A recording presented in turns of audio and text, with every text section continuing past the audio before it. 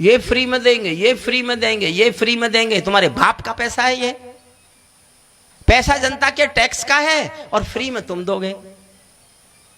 गलत रास्ते पर जा रहा है ये देश। नहीं होना चाहिए कोई भी कर्जा माफी।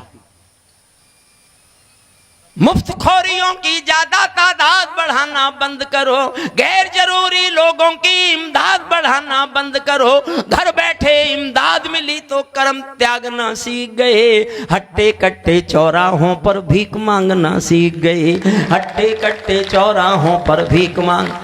और मैं कहने की हिम्मत कर रहा हूं बहुत अध्ययन करके, सांसद और विधायक जी की निधि बांटना बंद करो।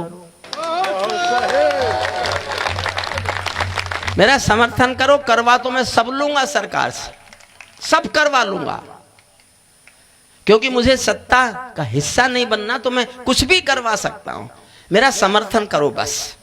सांसद और विधायक जी की निधि बांटना बंद करो। ये विकास का सूत्र नहीं है, ज्ञान छांटना बंद करो। ये सब खेल दलाली का है, चांदी ऐसों वैसों की बंदर बाट मचा रखी है सब सरकारी पैसों की, बंदर बाट मचा रखी है सब सरकारी, बंदर बाट मचा रखी है सब सरकारी पैसों की।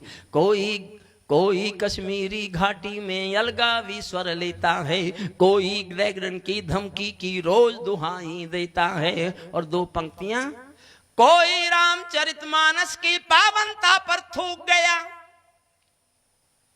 और अगली पंक्ति पढ़ रहा हूं मैं, देखना चाहता हूं कितना लोग साथ देते हैं। कोई रामचरितमानस की पावनता पर थूक गया, ऐसे लोगों पर बाबा का बुलडोजर क्यों चूक गया, ऐसे लोगों पर बाबा का बुलडोजर, ऐसे लोगों पर बाबा का बुलडोजर क्यों चूक गया।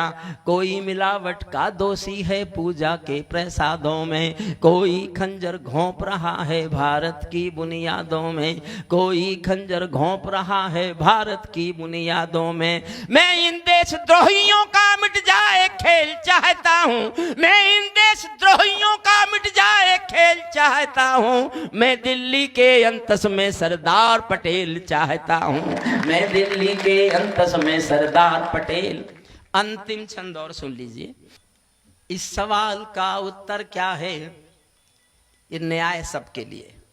पहली बार पढ़ रहा हूं और देखो ये सब बोलने के लिए मुझे कितने, डरता तो खैर मैं हूं नहीं, लेकिन फिर भी आकर्षण तो छोड़ने ही पड़ते होंगे ना। आकर्षण किस हद तक आकर्षण छोड़ने पड़ते होंगे। इस सवाल का उत्तर क्या है, मैं किसको समझाऊं क्या मेरी। अगर कोई भी नहीं उठेगा तो इस छंद के बाद एक 4 मिनट की कविता, जो मेरे जीवन की सबसे अच्छी कविता है और आदरणीय मधुर जी को सबको समर्पित करूंगा, अखिलेश जी को भी, मधुर जी को। 4 मिनट की कविता है वो, ये अंतिम छंद और सुन लीजिए बस, और थोड़ा तालियों का घनत्व बढ़ाना इसमें। इस सवाल का उत्तर क्या है, मैं किसको समझाऊं क्या, मेरी समझ नहीं आया तो जनता को बतलाऊं क्या। सत्ताधीशों के अधरों पर पहरा क्यों हो जाता है, कभी कभी सिंहासन गूंगा बहरा क्यों हो जाता है, कभी कभी सिंहासन गूंगा बहरा। और शुक्ला जी समर्पित करता हूं आपको सुनना। कभी कभी सिंहासन गूंगा बहरा क्यों हो जाता है। मैं चारण हूं चौराहों पर आंख लाल कर पूछूंगा, मैं चारण हूं चौराहों पर आंख लाल कर पूछूंगा। सिंहासन के गिरेबान में हाथ डाल कर पूछूंगा। नौकरशाही के दामन जो पाप पले ये किसके हैं, न्यायमूर्ति के घर में जो नोट जले ये किसके हैं, न्यायमूर्ति के घर में जो नोट जले ये